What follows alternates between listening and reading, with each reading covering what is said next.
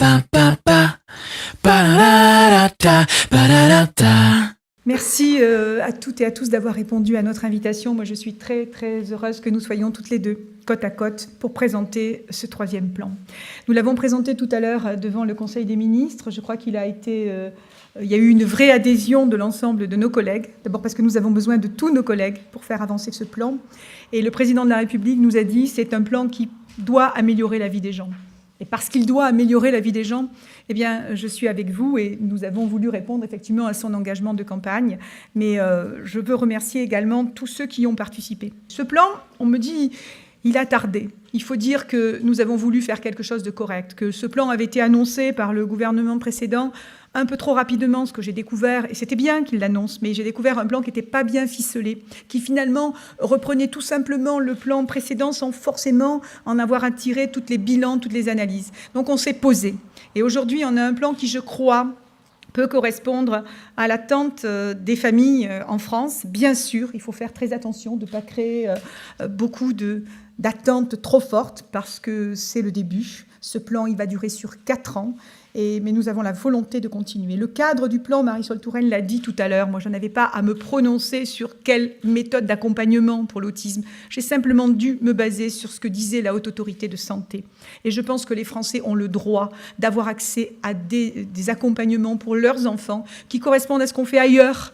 Et c'est vrai que nous voulons pacifier la situation. Il n'est pas question de monter les uns contre les autres, les familles contre les psychanalystes. La psychanalyse est partout présente en France. Il est question, par ce plan, d'utiliser tous les leviers qu'il sera possible d'utiliser pour faire en sorte que les préconisations de pratiques et de bonnes pratiques de la Haute Autorité de Santé soient réellement mises en œuvre en France, dans notre pays. Nous avons du retard, Marisol Touraine l'a dit, sur la question du diagnostic. Et alors, nous allons faire quelque chose de très avancé sur le diagnostic. Je crois que c'est un élément fort de notre plan. On peut diagnostiquer, on peut repérer de façon extrêmement précoce l'autisme. 18 mois, dit-on. Mais ce n'est pas ce qui se passe en France. Souvent, les mamans ont des grosses difficultés avec leur bébé. Elles se sont exprimées, elles me l'ont dit.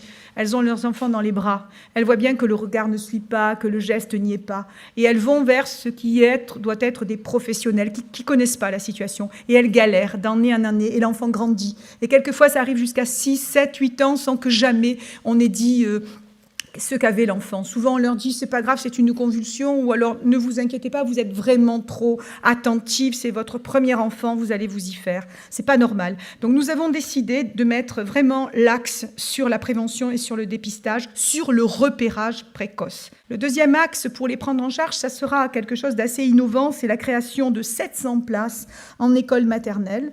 Ça s'appelle des unités d'enseignement, je ne sais pas comment l'appeler, mais c'est ça que nous avons annoncé. Une unité d'enseignement, c'est-à-dire une classe dans laquelle il y aura un institut qui sera ouvert à l'autisme, qui sera ce que c'est, mais accompagné par une équipe médico-sociale et qui prendra en charge les tout petits enfants dès les premières années de la maternelle. Il nous reste à réaliser sur le plan autisme 2 2530 places, ça veut dire que ça coûte 65 millions d'euros. C'était le plan numéro 2. Nous l'assumons parce qu'il y a une continuité de la République et nous le faisons. Nous faisons même mieux sur le plan précédent. S'il y a une telle demande, une telle proposition au niveau des régions et des ARS qu'il y a aujourd'hui dans les tuyaux 1200 dossiers qui doivent être proposés. Nous allons les accepter parce que nous vous acceptons la surréalisation de la création de ces 1170 plus exactement places qui sont dans les tuyaux et nous assumerons donc 26 millions d'euros. Tout ça, c'est le plan précédent et ça n'est pas compris dans les propositions que nous faisons aujourd'hui. Mais je dois vous dire que nous continuons. Et comme c'est déjà dans les tuyaux, ça nous permettra d'aller plus vite parce qu'évidemment, le plan que nous créons aujourd'hui, en tout cas au niveau de la création de places, n'aura ses effets que dans quelques mois, voire quelques années. Donc il faut aller vite, c'est pourquoi nous acceptons une surréalisation du plan précédent, nous la soutenons.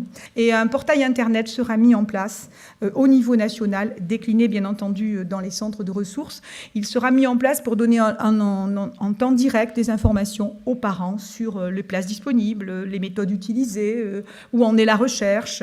Et donc on jouera la totale transparence. Je pense également que nous allons renforcer le secrétariat général général du comité interministériel du handicap, qui en plus dépend directement du Premier ministre, car pour nous c'est très important de garder ce caractère interministériel, transversal, exactement pour ce que disait tout à l'heure Marisol Touraine. C'est un phénomène de société, c'est pas un monde à part, c'est véritablement dans le droit commun que nous devons inscrire l'action que nous faisons en matière de l'autisme, en matière du handicap en général. Nous aurons une personne qui, auprès du secrétariat général, sera une personne qui suivra techniquement le référent et qui suivra l'évolution du plan que nous mettons en place aujourd'hui. Je voulais vous dire que la nouveauté, c'est que la société que nous voulons construire, c'est pas une société qui ferme les yeux sur l'autisme. C'est une société qui veut voir les choses en face. Trop longtemps, on n'a pas su, on ne sait pas ce qu'est l'autisme.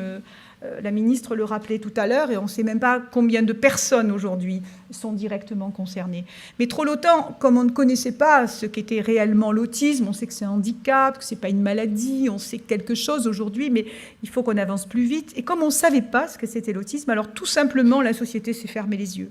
Et elle a regardé uniquement du côté des parents, en responsabilisant les parents, en responsabilisant particulièrement les mères d'ailleurs. Eh bien, ce que nous faisons aujourd'hui, c'est l'inverse. Nous ouvrons notre regard sur ce handicap qu'est l'autisme et nous voulons véritablement prendre en charge, aider les parents, les accompagner et prendre en charge et accompagner ces citoyens qui sont des citoyens comme les autres et qui fait que notre société que nous voulons, celle de la tolérance, celle qui accepte toutes les différences, elle doit accepter aussi ces personnes qui ont ce handicap particulier.